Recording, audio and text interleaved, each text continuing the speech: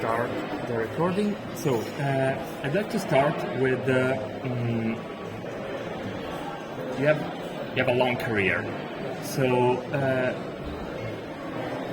how do you feel about doing new stuff after so many years? And do you have fun making new stuff, creating new stuff?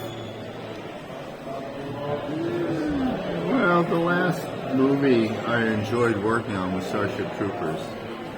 And then after that, the projects weren't that interesting. You know, generally the directors were not that interesting, except for a few. And I just got tired of being on location, you know, away from my family. And, you know, I have the studio, and I trained a number of supervisors so that I didn't have to do it. So it allowed me to step back. And I've always made movies one way or the other, you know, throughout my life. And after Return of the Jedi, I made a dinosaur movie that led to something for television. And you know, so I always had my eye on doing this other thing. And so I tried to come up with like a number of, there were going to be more short stop motion ideas, but they were all too conventional. And I always found myself digging myself into a trap that was like, I've seen this before. You know, and what, you know, my interest was in watching all the Ray Harryhausen and Wallace O'Brien movies was, my takeaway as a kid was they were things I'd never seen before. And that's what I wanted to dedicate my life to, is making things that I'd never seen before.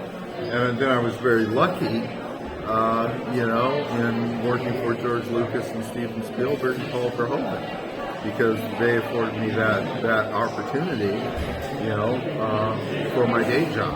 You know, and so, and particularly Verhoeven was, I think, the most important. You know, I would consider him a mentor that, you know, became a friend over the years, and our worldviews are very similar. In that, you know, George and Stephen are very like commercial artists, and the box office is very important to them.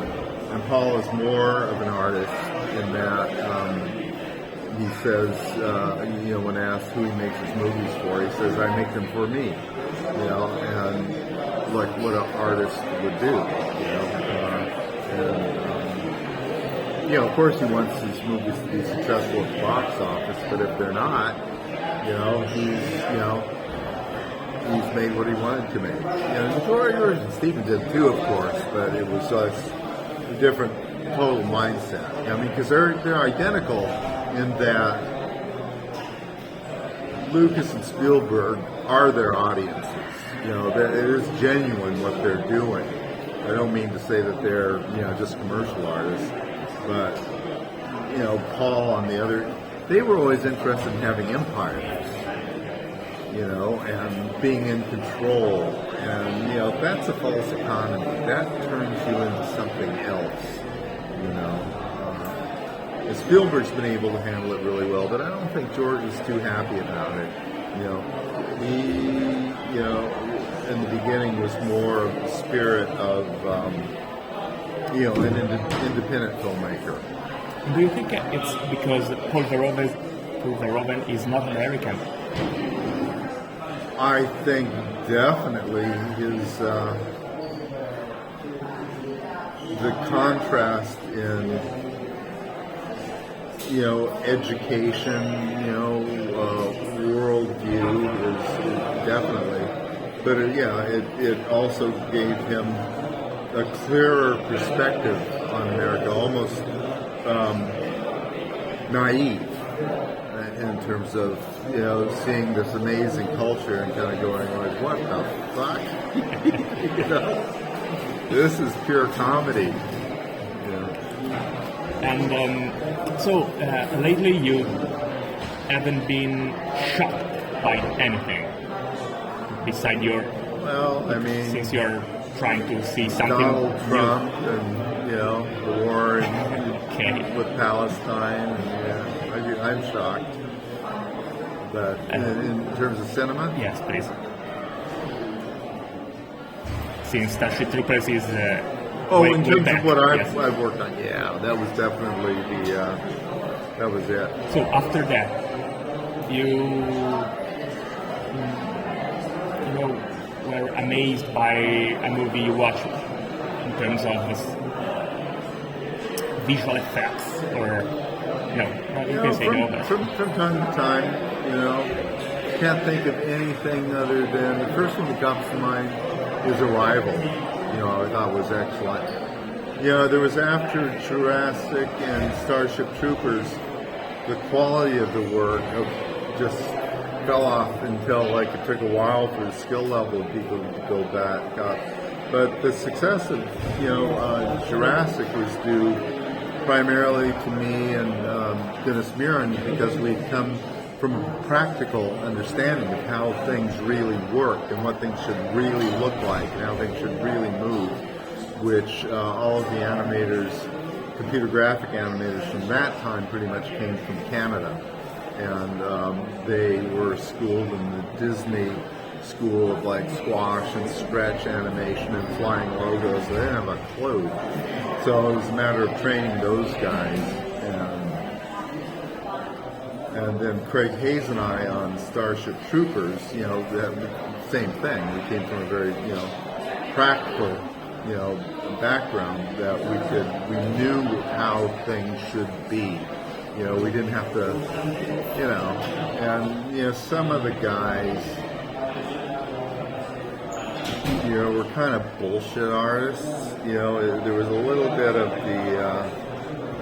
the old gunslinger and the new gunslinger coming into town kind of thing. And it was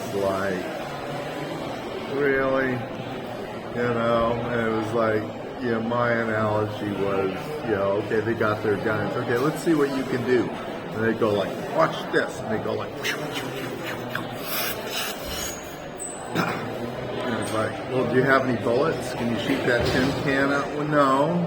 It was almost like that.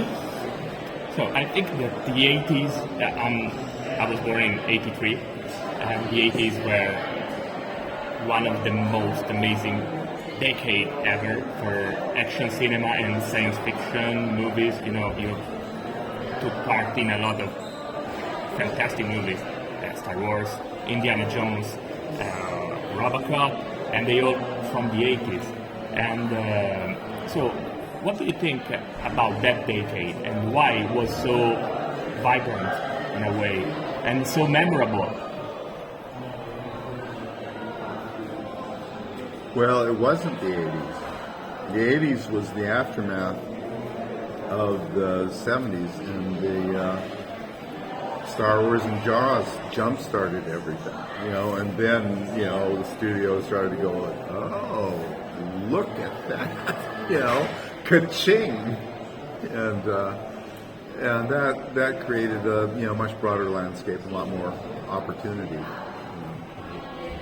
And I'd like to talk with you about two specific movies. One is Howard the Duck. You create the monster, right? And you'd like to talk about a little of that movie, and the other one is Piranha. That's a little earlier, but I don't think they ask you about it so often. No. So I'd like to have your opinion after so many years, and how was your working on those two movies?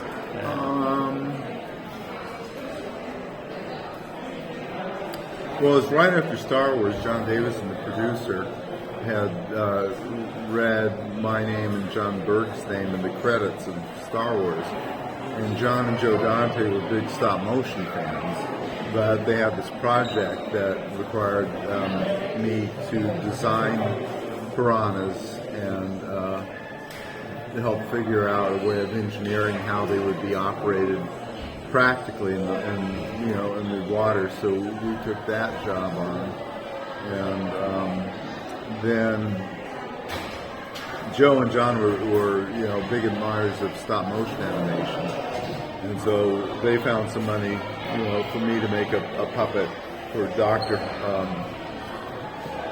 whatever his name was, Laboratory. And we did a few shots for that. And I was a skin diver that got killed by piranhas. That was fun. That was the first big location movie I was ever on. So that was eye-opening. And then Howard the Duck. It was like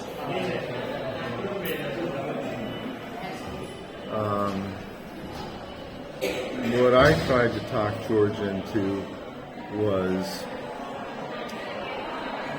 doing it not with a little guy in a suit, because I thought that was stupid, but was to try and figure out a way where between using someone in a suit and setting it up like shooting this much, or more like with puppets, so that you could get more of an outrageous, figure, and have figure out different scenarios, more like coming from the perspective of doing keyframes for animation. Where you can have a puppet that just goes like against the wall like that, and just goes. You have a puppeteer going, so you got like a cool pose, and it's more like quick moves, animation blocking, really quickly. So you're not, everything isn't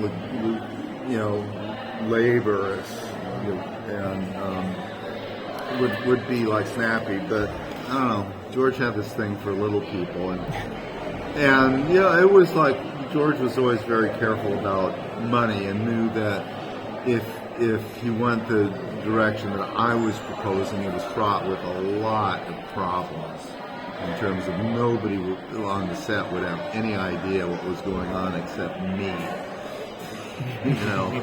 So that was the correct decision, but I enjoyed making that monster. It let me do something different, but that was my sole involvement, was getting that thing designed and then animating it. And I never went on location. I wasn't the visual effects supervisor. It was like, I'll come in, I'll do my work, and then I'm going home. I really love that. It worked out really well. I really love the monster of the award. And so my super last question is, how do you feel watching your creation, watching the movie when it's done? Is it normal for you, or? At the beginning, it was like I had to go back and look at the movie a number of times to see, understand. But you're just so involved with what you're making, and you just see it like so many times, and cut after cut after cut. It's like it really is kind of, watching it is like letting air out of a tire. I mean, of course, it comes back to life when you see it with all the music and the sound and all of that stuff, cut together. And you're usually, only centered on shots, and so you don't see the sequences George is building. You know how it's going to go together. It's all storyboarded and whatnot. But I was going to say something else. I forgot. Thank you. At COVID, I had an idea for another project, and I sculpted like about 30 maquettes and did about 50 pieces of key art, and then mysteriously I just lost interest in making anything with my hands, just like almost overnight. It was just like, I'm done, and I was talking to Del Toro about it, and he kind of feels the same way about filmmaking, but he sees it in the future as like the next couple of movies, and I'm done. There's no more I have to say, and I want to try something else. So what I've been doing is exclusively writing, which everything takes me a long time to figure out. So I've been writing for the last 20 years, and just kind of got to the place where it's not terrible anymore. And so there's like a kind of a sequel to Mad God, and then I made a short film with my company years ago called Mutant Land World, and Mutant Land, I forget what it was. But, so, Colin Geddes, who's, my, producer here, is, going to help me try and raise money for those things and try and help get the scripts in shape. Because when you're writing this stuff, you're not really writing it. You are, but for me, I'm seeing a movie in my mind. So I'm doing like all the dialogue, all the acting, all the art direction, all the fades and dissolves and wipes and holds, and it's not like what you really do. And that's fine. What I just wanted to do is create like a detailed architecture that then you could give to a writer, and go like, so this is what it needs to feel like, and this is the basic structure, and now turn it into because there's a lot of exposition in the dialogue, a lot more than you would ever really have, but without that and kind of establishing character, if you just wrote and this is the action that happens. No, it needs like a bunch of, subtext behind it that would be too laborious to actually write. Very personal and heavy. Yeah, so that's what I'm, doing now.